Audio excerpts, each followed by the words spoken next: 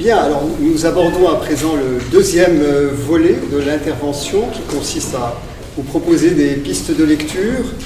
Il y a beaucoup d'auteurs que vous connaissez certainement, d'autres moins, peut-être. Je ne sais pas ce que vous avez lu, ce que vous n'avez pas lu. En tout cas, je vais vous proposer des livres qui sont susceptibles de vous intéresser à titre personnel et surtout qui peuvent intéresser vos élèves, qui sont adaptés à un lectorat relativement jeune. Et je vais commencer par un écrivain dont on ne parle pas assez, ce que je regrette, qui est Nazir Hamad, qui ne correspond pas justement à ce profil que j'ai croqué tout à l'heure.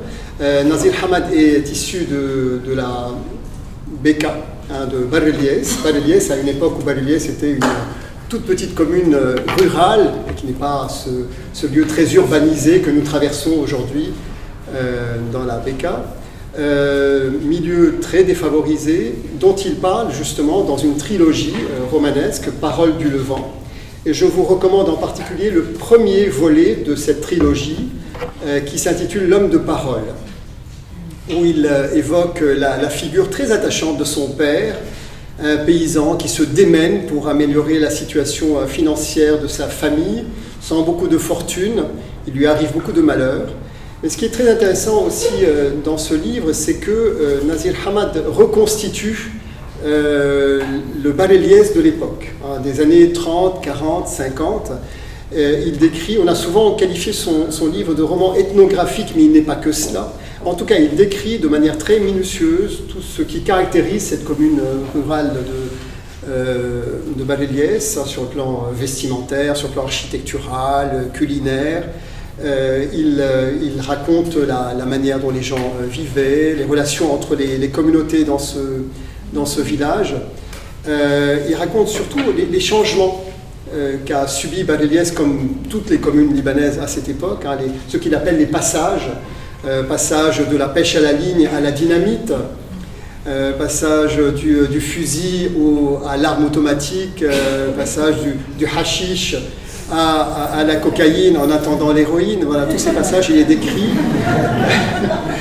avec beaucoup de tendresse aussi pour sa famille, pour ses parents. Il y a des scènes qu'on n'oublie pas dans ce livre, où on voit par exemple sa mère l'accompagner. Ce sont des gens très pauvres, sa mère est illettrée. Elle l'accompagne, et comme il fait un parcours scolaire méritant, elle l'accompagne pour présenter ses épreuves de brevet. Et elle reste là, près de l'école, la main sur les murs de l'école, en faisant ses prières pour qu'il réussisse. C'est très émouvant. Et il a fait un parcours extraordinaire. Plus tard, il a continué ses études à Maqasid, qui n'est pas une école de bourgeois, avant de poursuivre ses études en France, où il a décroché un doctorat de psychanalyse clinique. Il a coécrit un livre avec Françoise Dolto, Destin d'enfant.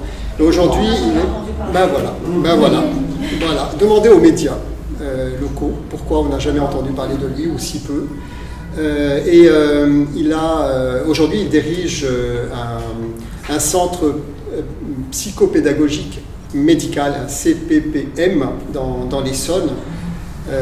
C'est un livre à lire absolument et que vos élèves aimeront certainement. Je l'ai moi-même essayé avec... Je pense, Nadia, qu'à votre époque, non, vous n'avez pas étudié Nazir Hamad avec moi. En tout cas, c'est un roman d'inspiration autobiographique. C'est pas une autobiographie, vous n'avez pas le même nom, mais d'inspiration autobiographique qui nous plonge dans cette commune rurale des années 30, 40, 50. Et quand on parle d'identité, précisément, de comprendre d'où nous venons, ce qui nous fait, c'est un livre qui nous aide à cet égard et qui est, je le répète, pétri de tendresse. C'est pas du tout sec, parce qu'on dit souvent roman ethnographique. Non, il n'y a pas que cela. Il y a beaucoup de cœur aussi dans ce magnifique livre de Nazir Hamad. Mon seul regret, ce sont les coquilles. Mais bon, les coquilles, ce n'est pas si grave. Ça, vous voyez, ça nous renvoie à un autre problème libanais, parce que ce livre a été publié d'abord à Paris chez Papyrus Micro édition en 84, puis réédité en 93 à Beyrouth aux éditions Naufal. Hélas, on a laissé passer quelques coquilles, donc ne sursautez pas si vous voyez quelques coquilles, ce n'est pas grave, corrigez-les à la main et puis proposez ce texte à vos élèves qui se régaleront, je vous le garantis. Un immense auteur. Un autre écrivain qu'on connaît peu, qui est plus beyroutin, lui, qui peut parler aux enfants de Beyrouth, qui est Georges Beyz, L'enfant et la ville. Savoureux livre sur Beyrouth, L'enfant et la ville, qui lui aussi parle de son enfance à Beyrouth, à l'époque où Raouchi était un tas de sable. Une grande partie de Hamra n'existait pas. Donc il ressuscite toute une période, il ressuscite aussi toute une faune humaine qui nous paraît complètement improbable aujourd'hui. C'est un roman drôle. George Bays est une personne très drôle et son livre est pétri de causticité. Mais c'est un livre aussi, il faut le dire, comme celui de Nazir Hamad d'ailleurs, qui ne se complaît pas dans la représentation d'un Liban idéal d'avant-guerre. Vous savez, tout ce qu'on nous serine comme ânerie sur le Liban d'avant-guerre, qui aurait été un Liban idéal, magnifique, où tout le monde s'aimait. Pas du tout. Il parle des tensions confessionnelles, Nazir Hamad le fait, lui-même le fait, des tensions confessionnelles, et surtout d'un mal qui existait déjà, qui n'est pas né avec la clique actuelle au pouvoir, à savoir la corruption. Il en parle beaucoup dans ce livre. Et c'est un livre tout à fait accessible aux élèves et qui leur plaira certainement. Il est né en 1947, George Bays, et il a été restaurateur, homme d'affaires.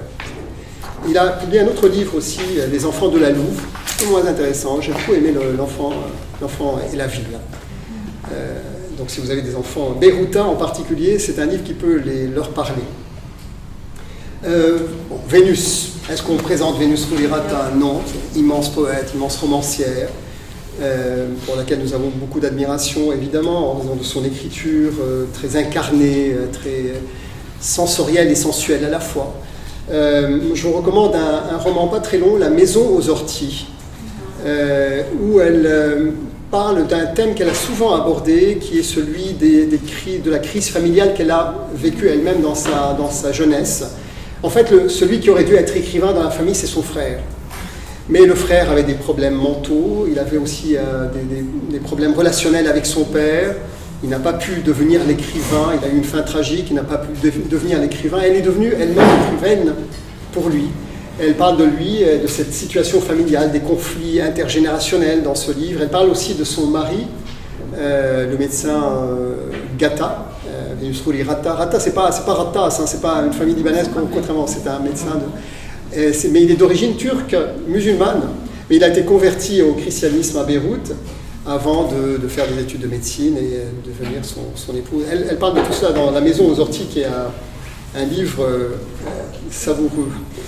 Yasmine Khlat, je ne sais pas si ce nom vous dit quelque chose, elle a publié plusieurs romans chez Seuil. Yasmine ou Yasmine? Yasmine. Yasmine Khlat, elle a publié Partition libre pour Isabelle, Égypte 51 également. Elle-même est née en Égypte, justement, en 1959, et le livre que je vous recommande, c'est Le désespoir est un péché. Le désespoir est un péché. Un titre accrocheur, et le livre lui-même est très accrocheur. D'abord, il est magnifiquement écrit. Yasmine Khlat fait partie de ces auteurs qui accordent beaucoup d'importance à la matière de l'écriture, et c'est un livre très très beau, où il est question d'une petite fille qui a été vendue comme esclave au Liban. Il faut savoir qu'avant la guerre, beaucoup d'enfants de régions défavorisées, du sud, de Hermel, étaient placés dans des familles bourgeoises. Des filles de 7-8 ans, ce sont des choses qui existaient, qui étaient placées dans les familles bourgeoises. Alors, esclavage est peut-être un mot excessif, mais en tout cas, elles étaient quasiment vendues, puisque leurs parents recevaient une grosse somme, comment vous appelez ça, sinon une vente d'enfants, et les parents, poussés par la misère, évidemment, il ne s'agit pas de leur jeter la pierre, et recevaient une mensualité après. Et ces enfants vivaient dans des familles qui parfois les maltraitaient. C'est le cas de Nada, dans ce livre, Le désespoir est un péché. Nada qui subit le harcèlement du fils de la famille qui s'appelle Ishtan, anagramme de Chitan.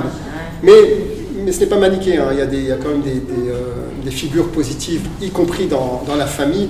Donc c'est une bonne façon de sensibiliser vos jeunes lecteurs à la question du sort des employés de maison, qui sont souvent totalement abandonnés à leur sort par des pouvoirs publics, par les agences qui les amènent. Un très beau livre, et qui a le mérite aussi de ne pas être long. J'essaie de privilégier des livres pas trop longs pour ne pas décourager vos élèves. Dominique Eddé, évidemment. Dominique Eddé, qui a publié plusieurs romans. Elle est historienne de formation, elle est née en 1953 à Beyrouth. Elle a enseigné l'histoire à Beyrouth avant de s'exiler en France, où elle a été successivement éditrice et journaliste. C'est une grande figure de la vie culturelle parisienne et beyrouthine. On lui doit plusieurs romans, Le Cerf-Volant, Kamal Jeanne, un livre aussi consacré à Edouard Saïd, dont elle était très proche, ne serait-ce que idéologiquement. Et alors, le livre dont je voudrais vous parler s'intitule Lettres posthumes. Là encore, c'est un court roman épistolaire. En fait, c'est une lettre. Dominique Eddé. Dominique Eddé. Mais vous l'aurez dans le diaporama. Pardon. Lettre. Ah, lettre posthume. Non, singulier. Ah, Une lettre, oui, pardon, j'aurais dû le préciser.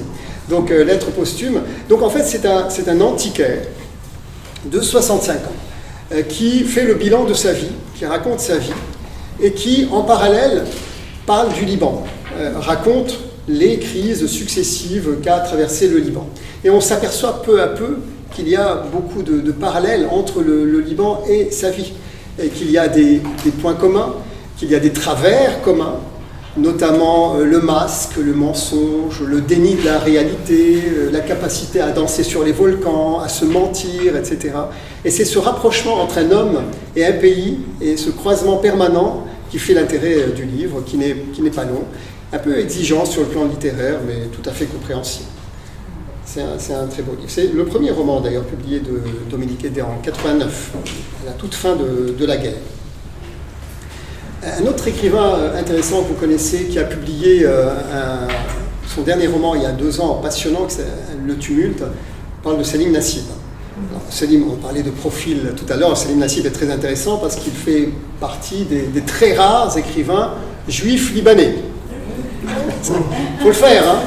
Ben, hélas, nous avons perdu notre communauté juive suite aux différents problèmes, hein, 48, 67, la guerre. Selim Nassib a vécu toute son enfance au Liban, il est très attaché au Liban, et c'est un juif particulier, il est très pro-palestinien. D'ailleurs, il a fait partie des journalistes, parce qu'il a été journaliste à Libération, il fait partie des journalistes qui ont accompagné Yasser Arafat quand il a quitté Beyrouth en août 82 à bord de l'Atlantis en direction de Tunisie. C'est quelqu'un qui a toujours eu des positions très pro-palestiniennes. Mais ce n'est pas la dimension politique qui nous intéresse dans ce livre, c'est surtout son témoignage, évidemment. Et il nous plonge dans l'univers juif de la communauté juive libanaise d'avant la guerre, donc l'alliance, pardon. Dans le tumulte. Non, pas dans le tumulte. Je n'ai pas dit le titre, pardonnez-moi. Dans le clandestin. Le livre est Le Clandestin. Merci de me poser la question, oui. Dans Le Clandestin. C'est un livre donc qui revient sur son enfance à Beyrouth. Donc il nous parle de l'alliance israélite, de la synagogue, de Wadi Abou Jmil, un univers qui a totalement disparu, mais qui peut être aussi une bonne introduction pour sensibiliser vos élèves à cette immense bêtise qu'est l'antisémitisme, évidemment. C'est une bonne façon de montrer que les Juifs ne sont pas tous des sionistes, ni des Israéliens ou des pro-israéliens. C'est une façon d'être. D'ailleurs, j'ouvre une petite parenthèse pour dire tout mon agacement vis-à-vis de l'antisémitisme que je constate au Liban et qui va à l'encontre de notre propre histoire. Nous n'avons pas à rougir, nous, de notre histoire avec les Juifs. Les Juifs ont été infiniment, il y a eu des problèmes, mais ils ont été infiniment moins persécutés dans notre région du monde qu'en Europe. Et donc, être antisémite aujourd'hui est une bêtise absolue et cela va à l'encontre de notre histoire. Être anti-israélien, oui. Antisioniste, oui. Et encore, anti-israélien, il y a des gens en Israël, vous savez, qui sont des objecteurs de conscience, qui se battent contre le gouvernement Netanyahou, mais pas antisémites. Donc si vous souhaitez sensibiliser vos élèves à cette question, cela peut être une option. En plus d'être un roman passionnant sur le Liban d'alors, c'est souvent très audacieux. Il parle de son amitié avec un garçon palestinien qui s'appelle Hassan. C'était les meilleurs amis du monde, ce petit juif libanais, et Hassan le palestinien. Ça, c'est touchant. Mais en même temps, je suis conscient que c'est un livre délicat, surtout dans la période actuelle, où les gens sont très remontés et où la distinction n'est pas toujours très évidente entre juifs et sionistes et israéliens. Juste à titre d'exemple, j'ai une voisine que j'adore et qui est juive. Ah oui. Et actuellement, on parle de tout sauf de politique. Sauf de politique et de résistance. Mais à part ça, tout va très bien. Mais une fois qu'on évoque le sujet, pour moi, elle se métamorphose. Je vois autre chose devant moi. Mais c'est comme ça. Et c'est surtout maintenant. Oui, non, mais c'est peut-être pas le moment. Enfin, je vous le dis parce que j'ai de l'admiration pour les romans. Alors vous, ils sont compris avec les Palestiniens. Oui.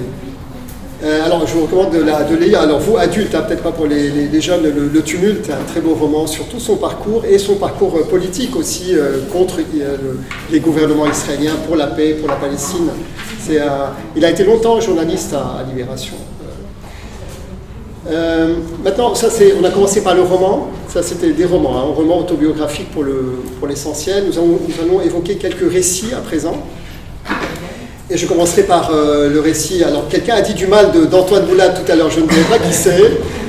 Je ne regarderai même pas la personne en question pour ne pas la trahir devant tout le monde. Mais bon, on peut penser ce qu'on veut du personnage. En tout cas, le livre en question que je vais évoquer, il est absolument magnifique. C'est Rue de Damas. Je ne sais pas si vous avez lu ce livre, Rue de Damas, d'Antoine Boulade, mais c'est à lire absolument. Et il a l'avantage d'avoir une approche fragmentée. Ce sont des textes. Et c'est plus facile pédagogiquement d'introduire cet auteur, parce que vous pouvez travailler sur des textes, sélectionner des textes du livre, où il évoque ses souvenirs dans la rue de Damas, où il a vécu. Il habitait la rue de Damas, son école, le lycée français, qui était au centre Sodéco maintenant, avant d'être là où il est maintenant. Donc il raconte les souvenirs, et c'est une façon aussi de décrire le Liban des années 50-60 et des problèmes qui déjà gangrenaient notre pays. La corruption, les tensions confessionnelles. C'est un livre, et en plus c'est un livre magnifiquement écrit. Antoine Boulade est un poète à l'origine. Il a écrit beaucoup de poésie et il a un rapport très particulier avec la langue. Sans maniérisme, attention, et sans complication. Il a la grâce. Antoine Boulade a vraiment la grâce au niveau littéraire. Je vous recommande Rue de Damas qui est très court en plus. Un livre à lire absolument. Je ne l'ai pas dit, mais Antoine Boulade, vous le savez, est responsable aujourd'hui du réseau de bibliothèques municipales à Sabile. Bachoura, Chafi et le jardin des Jésuites. Il y a trois bibliothèques, c'est lui qui s'en occupe. Et il a également cofondé Kitabat, qui a pour vocation de promouvoir les ateliers d'écriture. Et il a cofondé ça va me servir de transition justement, avec Georgia Makhlouf, dont je vais parler maintenant. Georgia Makhlouf, qui a écrit un très beau récit autobiographique qui s'intitule Les Absents. Alors, il y a deux parties. Il y a la partie que vous connaissez, vraiment à lire. En plus, Georgia Makhlouf habite très souvent au Liban, donc elle peut vous rendre visite si vous le souhaitez. C'est une personne très agréable, très subtile, très fine.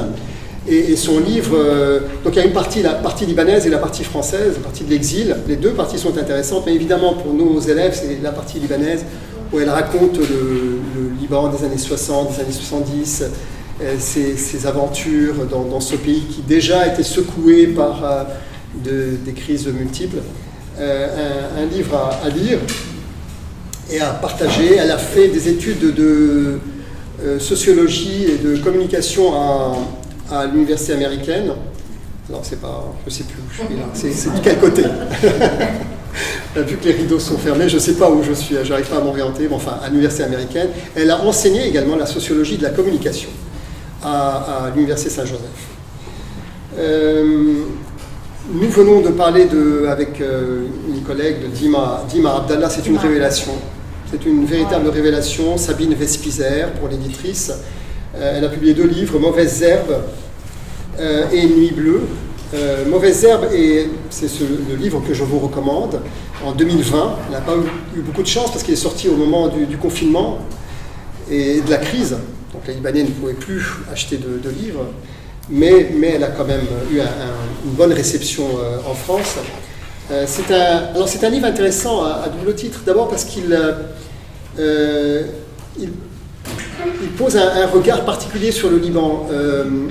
Dima Abdallah, qui est la fille de Mohamed Abdallah, du poète Mohamed Abdallah et de Huda Barakat. Vous connaissez probablement l'écrivaine Huda Barakat. Et elle a un problème avec lui. Elle n'aime pas le Liban. Elle a passé ses 11 premières années au Liban, et ce qu'elle a vu, ce qu'elle a subi au Liban l'a rendu hostile à notre pays. Et c'est ce regard justement qui est intéressant, qu'on peut questionner, qui peut susciter des débats avec les élèves.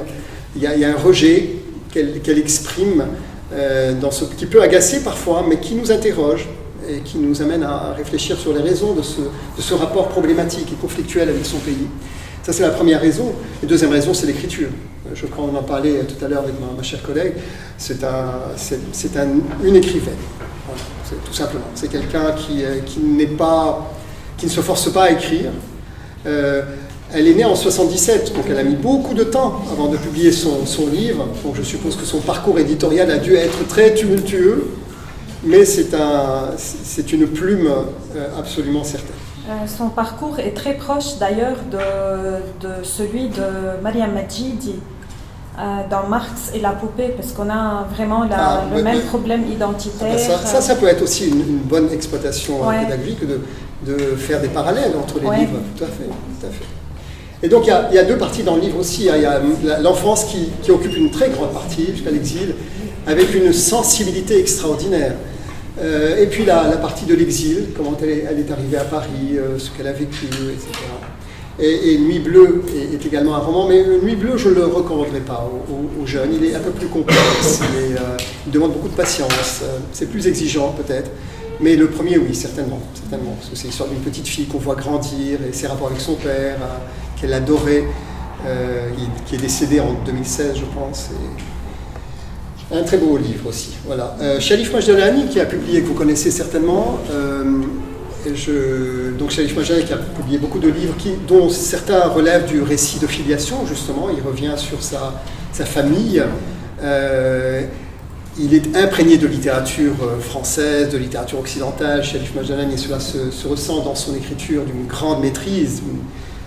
Histoire de la Grande Maison est un chef-d'œuvre. C'est son premier livre, c'est un chef-d'œuvre absolu. Mais bon, en même temps, c'est un très long livre. Je ne sais pas s'il est adapté aux jeunes. C'est à vous de voir en fonction de leur niveau. Évidemment, s'ils ont un bon niveau, il faut aller vers l'histoire de la Grande Maison. Sinon, il y a un livre qu'il a publié l'année dernière et qui est à la portée des jeunes et qui est intéressant parce qu'il les sensibilise justement à la condition des étrangers au Liban. 1000 origines. Voilà, donc 20 histoires.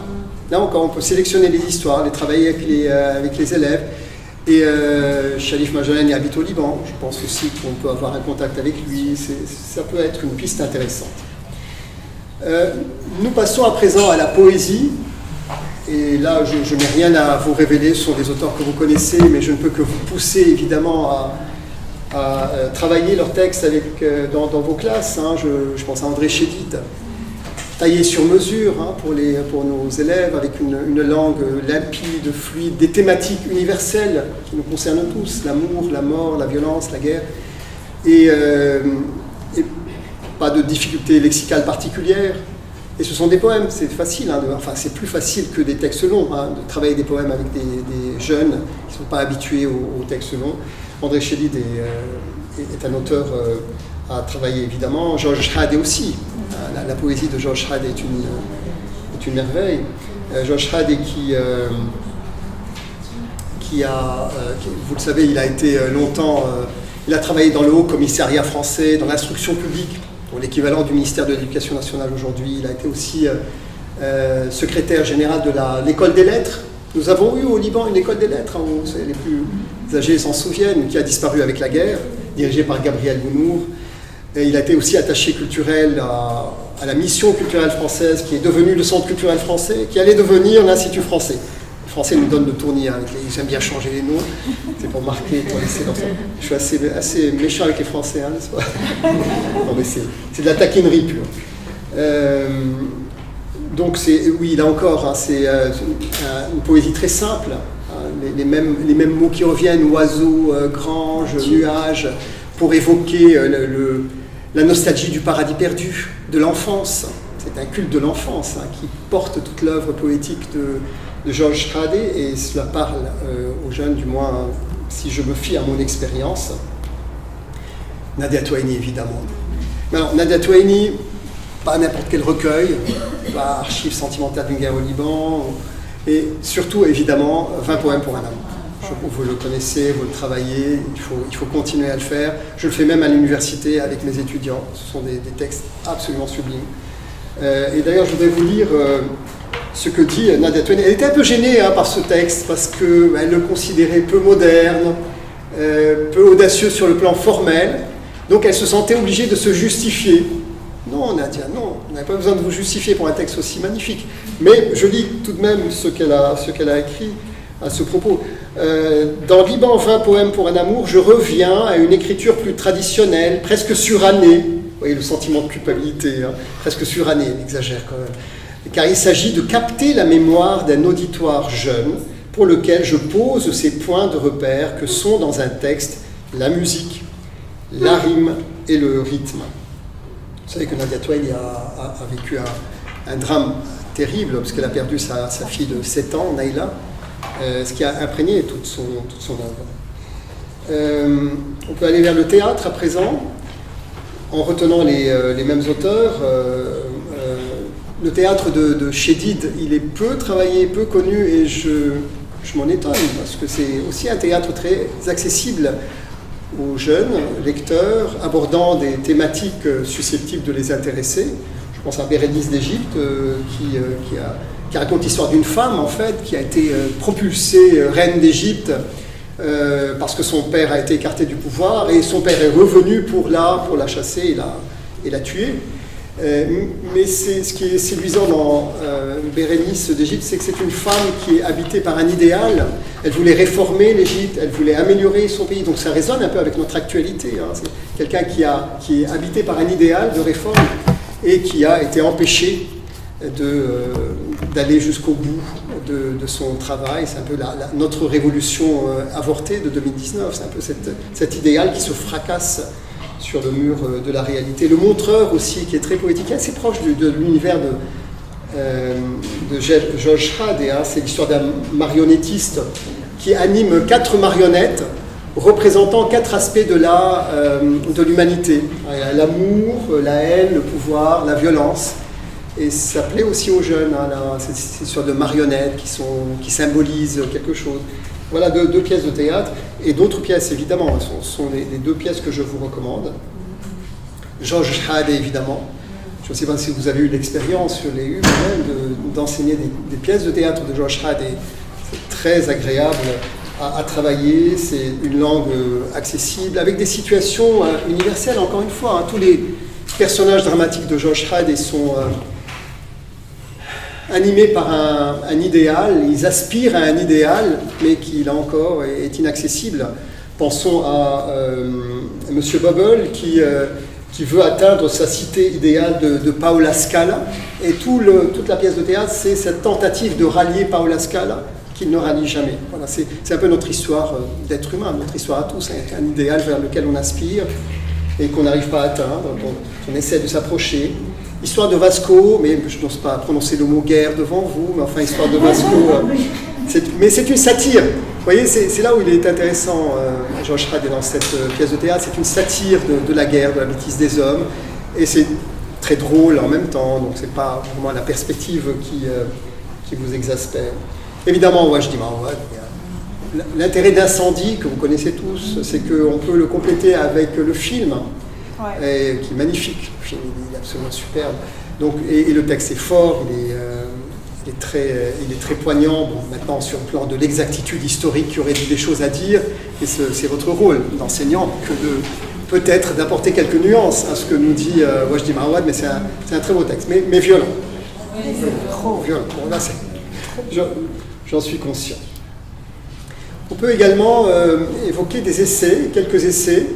Je ne sais pas si vous connaissez Nadam Raiz El Nasser. Bien sûr. Voilà. Donc, images écrites et autres images écrites. Voilà, ce sont des textes qui font réfléchir. Des scènes de la vie quotidienne qu'elle a vécues en tant qu'enseignante, en tant que mère, et qui sont pour elle le prétexte à des réflexions sur la pédagogie, ce qui nous intéresse à nous tous ici, bien entendu. Elle est contre la coercition. Elle est pour, évidemment, une pédagogie basée sur la motivation, sur la compréhension. Et en plus, ils sont très, très bien écrits. Ce sont des textes court, concis, magnifiquement écrit. Et Nadam Reisendas, elle habite à Beyrouth, elle peut également venir vers vous et vous rencontrer. C'est très fluide et c'est très poétique également. C'est une écriture poétique. Alors, si, et je l'espère, s'il y a quelques enseignants parmi vous qui s'intéressent à l'environnement, grand drame du Liban, l'environnement, et Dieu sait si nous sommes en retard dans ce domaine, regarde le recyclage. On a un retard absolument catastrophique, impardonnable. Et nous tous, parce qu'à titre individuel, chacun peut faire un effort au niveau du recyclage. En tout cas, il y a un livre que je vous recommande, qui est un essai de Gisèle Kayat Aïd, qui habite entre le Liban et le Canada. Elle est née en 1947 et elle a écrit un livre, coup de poing, qui s'intitule Consommation Inc. INC, Incorporated Inc. Consommation Inc. Ça dit en français. Hein. Et ce sont des textes percutants, pédagogiques, on a parfois l'impression qu'ils ont été écrits, taillés sur mesure pour les jeunes. Ils ont été écrits pour sensibiliser les jeunes aux questions de l'environnement, de la nature, de ce qu'on peut faire dans sa vie quotidienne. Donc le titre, il s'agit de Gisèle Kayat Aïd, et le titre est Consommation Inc. INC.